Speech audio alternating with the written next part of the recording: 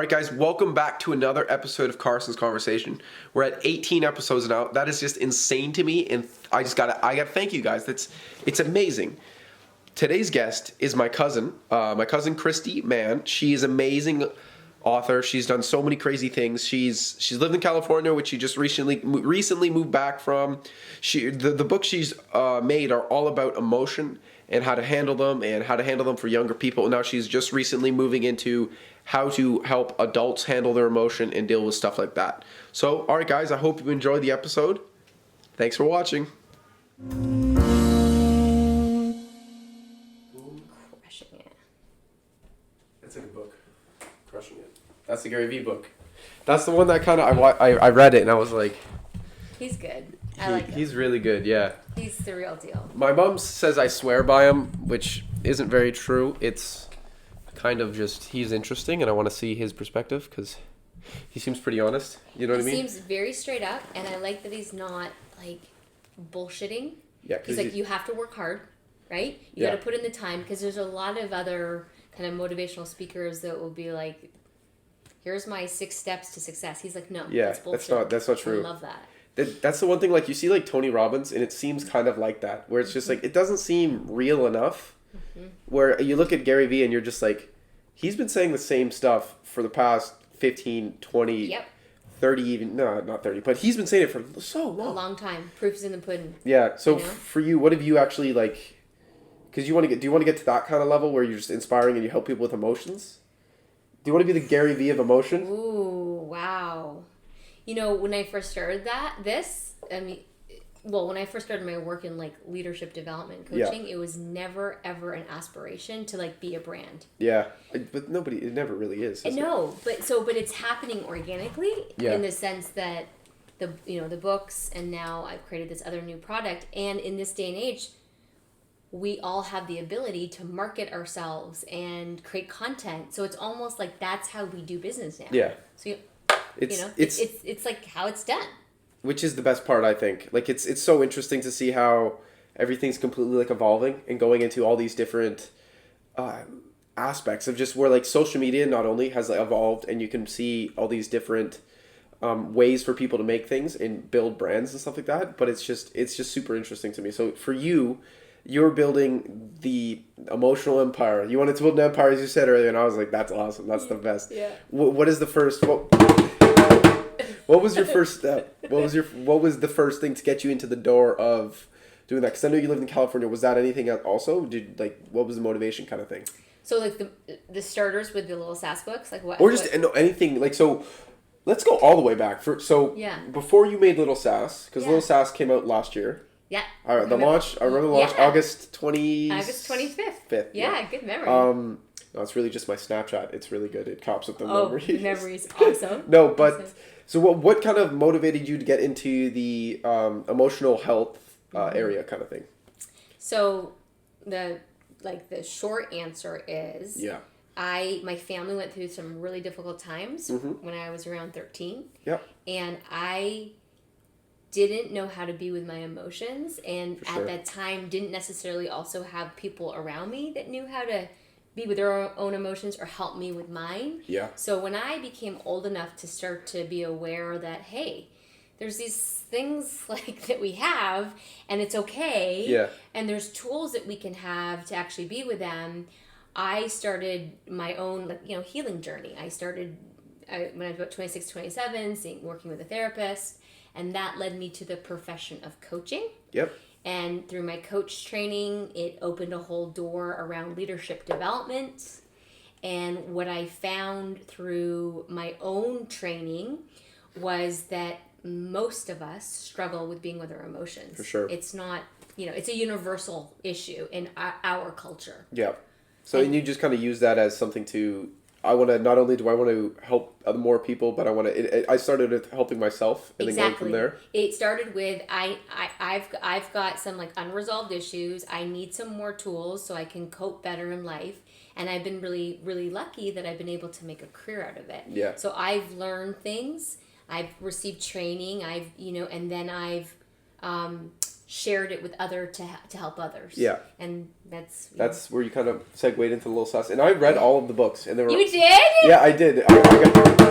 I got the opportunity to, and I actually enjoyed them. They're for children to read them. It's great because it really does show, and it brings out sadness, joy, and anger, and all that stuff. And I think for me, I thought anger was the most important one because not like in high school you see people that are just angry, and there's no point to be angry at that point, or no point, but there's no reason for you to be angry at all these different stepping stones in your life or in anything like that, right? So I think that was my the most impactful one, I guess. I enjoyed that. That was my favorite one for sure. That's awesome. What about you? Which one did you enjoy the most? Or which one did you think? Probably all of them, because that was just... Yeah, I mean, so I went with these 3 emotions because they're their most primary emotions. And sure. My vision would be that Lil Sass goes on adventures with all her emotions. And we can... In each book, something happens that brings up the emotion, and then she's given this red cape by a healer named Mrs. Moo. And Mrs. Moo says to her, you're going to have sad days, angry days, joyful days. Use this cape to feel your emotions. That's your right as a human being. Yeah. So what happens, Mrs. Moo also teaches her a tool in how to be with that particular emotion. So for example, with anger, when Lil Sass is angry, she puts on her red cape and she karate chops her pillow. Yeah. And all an emotion is, it's emotion. It's energy in motion. Yeah. And what we just need to do is move it. So kind of like what you're saying, like you see people get really tripped up and they get stuck in anger. Sure. If we learn how to move the energy responsibly, then we won't like take it out on others, or we won't, maybe say something we'll regret later. Yeah. But we can actually just be more responsible about it. So I think they're all important. You know what I find really interesting is that in our culture, joy is suppressed a lot.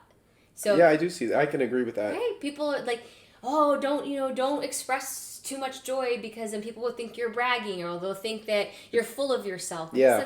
Like, I can see that. Why can't you be joyful if things are going smooth and, like, why not? It really, I'm going to bring everything back to high school, right? Yeah, so please, because that just works. But in certain aspects, you can see in certain friend groups, and that's the big thing I see, for all emotions. The type of person depends on the group they're with, because it reflects on people, especially in high school though, because everybody's trying to one up each other, everybody's trying to be better than each other, and until they find a true group where they're just like, oh, it doesn't matter who I'm with or what I'm doing, then they can actually bring out their emotions and nobody else will care. See, and that's what I want. Like if you were asking me what is my bigger mission, is I want everybody to give themselves permission to have their emotions and have everybody in their life that they feel safe to show an array of emotions. It's not maybe you just have one person. Yeah. I'm not talking about like, becoming like a Dr. Phil therapist with everybody. Yeah. I'm literally talking about like, I had a really bad day and I'm angry right now. It's like, okay, cool. Karate chop the pillow. Move the energy and do something. You don't have a friend or someone say, well, that's silly that you're angry. Like you don't have someone to try to fix it or take it away, because if you look at little kids, right, and a lot of your listeners might have like younger siblings or cousins, little kids will be angry one moment, sad the next, joyful the next, and it's fine. It's totally acceptable. As we get older, we get conditioning from parents, authority figures, little boys shouldn't cry, like, boys shouldn't show that vulnerability, or if you're joyful you're being a brag, or if you're angry you're the B word, and it's not true. But we do need tools to how to have the emotion responsibly. Do you think, I think a lot of that stuff and that kind of the suppression of emotion plays into people's anxieties and stuff like that? Do you think your process of just kind of finding interesting people helps? Like, do you think that's going to be something for the bigger picture, like you're talking about, not only bringing it from children, and I know in the future going to adults with your new, what was it? The Christie Mann's Emotional Leadership Academy. It's a 6-week virtual intensive to unstuck, unfuck, unnumb yourself, and get more energy. That's it, and I love that. That's the best slogan of all time. I'm really excited about it, yeah. So using, like, not only helping kids, but helping adults with this new UnStuck, da-da-da-da-da. I don't know. It's too many words, too many syllables for me. But what's like the end goal for you to finally reach where you'll be, wow, I've done something, or could you want to expand the brand into an area where everybody knows it and everybody can, you've changed kind of society or something like that? That's a big goal. It's huge. Like I was saying to you, I didn't start off to go in this path. I just thought, wow, this is cool that I can make a living helping people with this stuff. And now, I'm developing these products, if you will. So I'm getting really cool notes from parents or teachers saying, here's how your book is helping me. You know, my kid's autistic and he hasn't been able to be with his anger. Now he puts his cape on. Or I'm noticing as a parent that I project my own relationship to my emotions on my kid. Like I'm not okay with sadness, so I don't let them be sad. And then they're thinking and they're being aware, and so now they're letting their kid be sad. It completely changes, yeah. So that is something that's been super rewarding. If I could have, people having that experience on a mass scale, like if this was in schools, like there was a curriculum, and I know you said there might be like a curriculum around I call it emotional leadership. Yep. And we were teaching kids about this at a very young age and giving them the tools. That would be a huge part of my vision. Yeah. If there were toys, no disrespect to video games and stuff. I know that your audience probably plays some. Yep, but sure. I would love to see video games where kids are learning about their emotions and like they're rewarded when they choose to have it in a responsible way. Yeah, for sure. Versus like using guns and shooting people. Most of the gun ones and all the violent games they're completely for a different area of kids. So for something like that, I think apps would work. So they're on the parents' iPads. Yeah. Most of the gun shooting ones, those are all for mainly the older kids in the older genre. And hopefully those kids that already know how to handle their emotions and they don't take it out rash. Yeah. But some of them don't. And sometimes we get big issues. Big issues, you know? So like this message and these tools, I want people to get them at a younger age. So, for sure. More books, animation. So, that's cartoon, a big step. That would be fantastic. Lil Sass, she got lots of other friends that go on these journeys with her. And then, like I mentioned, I've created this offering for adults. I'd love to see this be expanded on a larger scale, that there's a cohort launching every week and we've got, 10 to 25 people going on this emotional leadership journey, and we just keep spreading it, and I build new modules, and so it's important to me to leave something behind. Yep. And this is what I'm up to right now. Yeah, for me, just seeing your name on a book is very, very interesting. What was I want to know your reaction to seeing like the first copy of the thing print off? What was that like? That I felt really proud, Carson. Yeah. It was like, what? I wrote a book? Yeah. I wrote 3 books, and and they're children's books, and there's the same amount of work that goes into as far as like editing and then the illustrations and working with a copywriter and then learning how to self-publish. I self-published. You can get the books on Amazon.com. Yep. And then the whole, and you and I were talking like a lot over social media when I was rolling it out, because I was like constant, like it's hard. It's a lot of work. It's more work than most people like to think. And it's ridiculous. What I thought is, once the book was out there, and I was using the analogy a lot of like giving birth, like I was birthing something, my creative representation. This was it. Then it was done. Yeah. Nope. It's like having a child in that, well, now you have to raise the child. Yeah. But the thing is that these creations, they have a kind of a life of their own. So, now Lil Sass has, gone into some different schools, or she's in a program with incarcerated men who... They're reading your books? This is the most beautiful thing, Carson. What they're doing is they're like life imprisonment. Yeah. And so they're not seeing their children anymore. Yeah. So we go in and we record their voices reading the story to their kid. Oh my God. And the actual book, they get to write a note to their kid and the book and their recording so that they can hear their father's voice, and it's shipped to them. It's an organization called placeforgrace.org. and in California. And I mean, so what I'm trying to say is that you birth the creative thing and then you have to raise it, but it kind of has a life of its own because different people start interacting with it and want to take it. And so it's being like a parent, like willing to give it space to do that. That's amazing. That's something insane. Yeah. I hadn't heard about that before. So they take the recorded message and ship it to them, and they get to hear it and get to use it and keep it. They get to keep it, and the note from their parent, and these guys are lifers, so they're in for like some serious stuff. Yeah, they did something real bad. Yeah. Right, they did something real bad, and this gives them a moment of humanity where they get to reconnect to the part of them that's a parent, that's a nurturer. Yeah. And it's a very vulnerable interaction because they're feeling their emotions, and in an environment like that, it's a risk. There's no emotion in a prison. No, nothing. It's like you don't want to show your vulnerability, yeah. right? So I feel very privileged that I've had the opportunity to go in and do this with them, and that Lil Sass is. It's a great book for that to happen too. It is because it's the same message again, right? Because if they could have had that same kind of, if the roles were reversed and they had understood all of these types of things, would they have probably gotten to that place?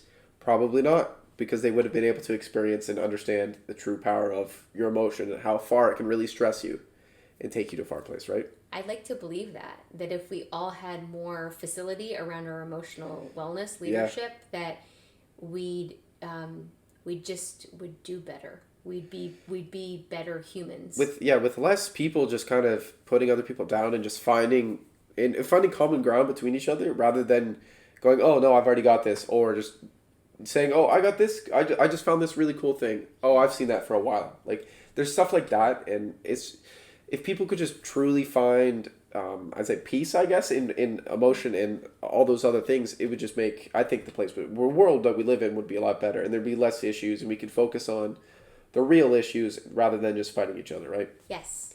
That's the goal. This is well-known data that when we suppress our emotions, it leads to physical disease like cancer. Yep. It leads to I'm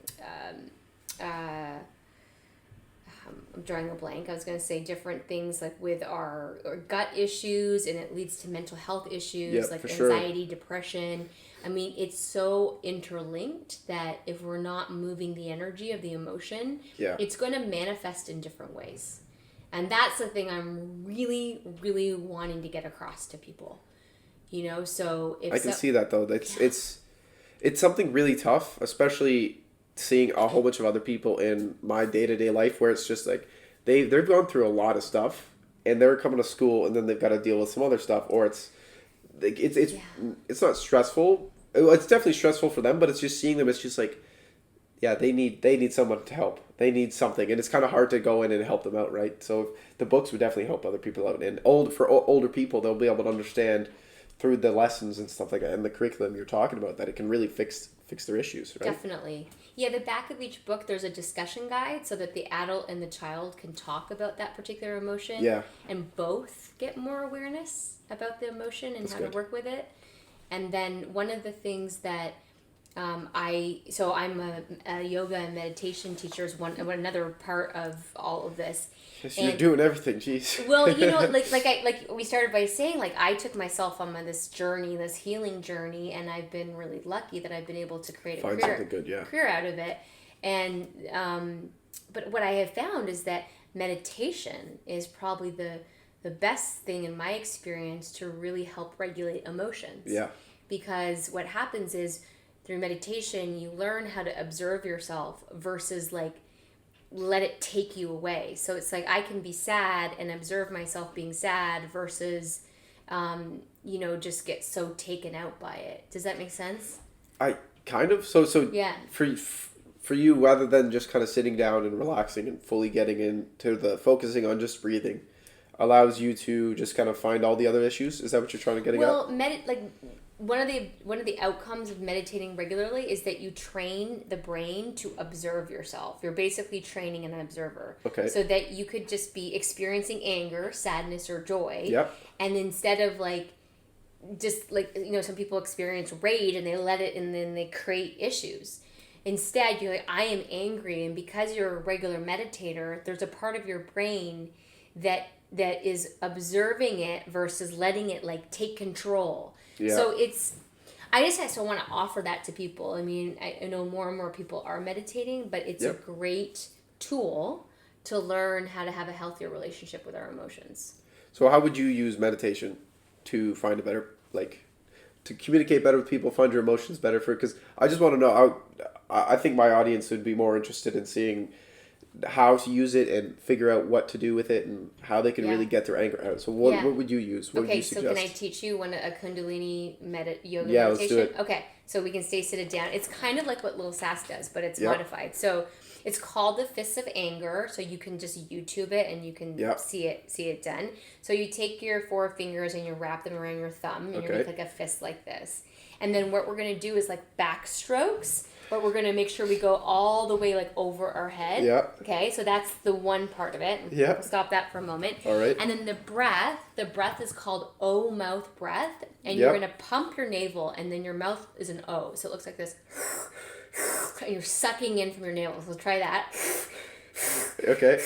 Okay, and now you add this, and so let's just do it for like 30 seconds. 30 seconds. And what you do is, and I normally do this for 3 minutes every day. 3 minutes just sitting there breathing in. And you're thinking about all the things that make you angry or frustrated. Okay, so let's try it, and then we'll talk about it. Okay? Do it for 10 seconds. I don't want 30 seconds. Okay, we're going to do it for 10 seconds. Okay, do it for 10 seconds, because we don't want people to be like, to shut off the podcast. Okay, so, ready? Here we go. Okay. Here we go.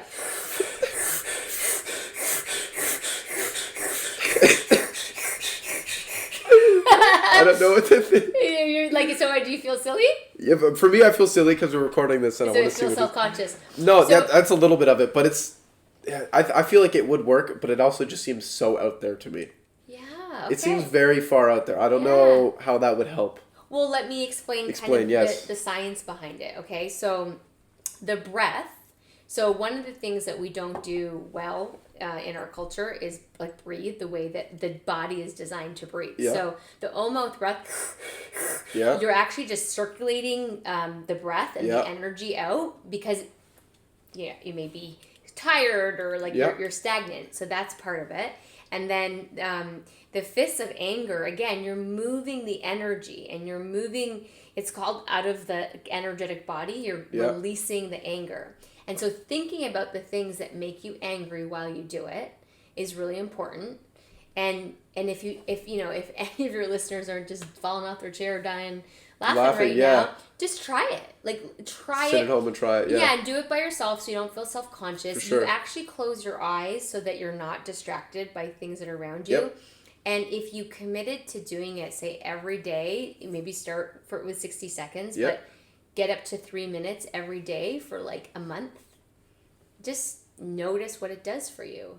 What did it do for you? Well, for me, what it did is it helped really regulate anger. It basically, different meditations will allow you to have like less high highs and less low lows, and just have more of a like you're still feeling everything, but you're more like you don't get as reactive. Yeah. You know, you were saying kids just get angry all the time. Yeah. You get less of that because you've moved the energy. So somebody says something that would normally have ticked you off. Yeah. Well, it doesn't anymore because your nervous system has strengthened. Yep. You have moved the stuck energy that was getting you easily triggered. So that's the purpose of moving around. Yeah. So it's active meditation. It's not like there's also where you just sit and observe your breath, which is brilliant too. But I wanted to share that one. That's awesome. That's so funny. I love it. I love it. You think it's out there. I do think it's pretty crazy. It's almost alien to me. But wow. That's never happened in my life. I've never seen anything to like the emotional, I've never seen the comparison to that. I've only talked about saying like stress pains from people being anxious and like they tear their ALs, they tear a muscle or something like that. But like a physical issue because they're mental. I've never heard of that, but that's interesting. Yeah. I'm getting hungry, so let's go have some dinner. All right, that sounds good. Keep on, Carson. Yes. All right, guys. Thank you so much for coming into episode 18. That's ridiculous. We're at 18 episodes. So proud of you. I got to thank my cousin for coming on. This has been amazing. Check out Lil Sass on everywhere. It's going to be linked down below. If you're listeners, just look up Lil Sass. Look up Christie Mann if you guys need some emotional support. Check it out. Also, please try out that breathing thing. I might, if enough people comment below, I will try it and put a video up on Instagram or Snapchat or something like that. Okay, right? I'll film myself doing it. Yeah, and we'll do it. All right, guys. All right, thanks for being open-minded to it. Thank you, Carson, for having me. No problem. All right, guys, thank you. Have a good one.